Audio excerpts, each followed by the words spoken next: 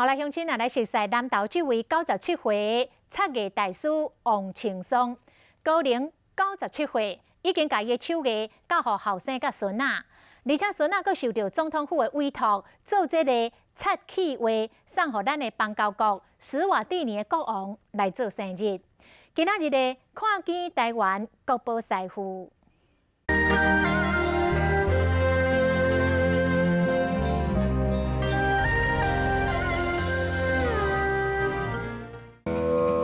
真专心咧闪金粉，袂使济嘛，袂使少，因为安尼才会使表现出水面上的光影。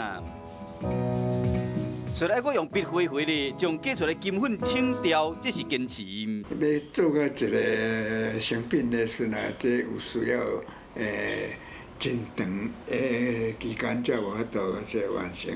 插艺大师王庆松高龄97岁，头毛目眉拢焦白啊，共款坚持逐工创作。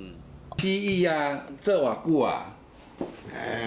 已经80几年啊80几年啊。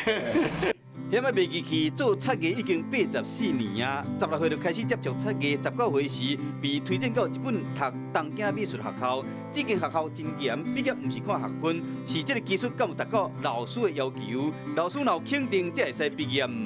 我爷爷他最擅长的是我们称为高石灰的技法。高石灰技术就是将这个色料一圆一圆甲塌起嚟，画次数无同，关节层次都无同，用来创造出关节落差，表现出浮雕立体的效果。像这幅李希图就真逼真。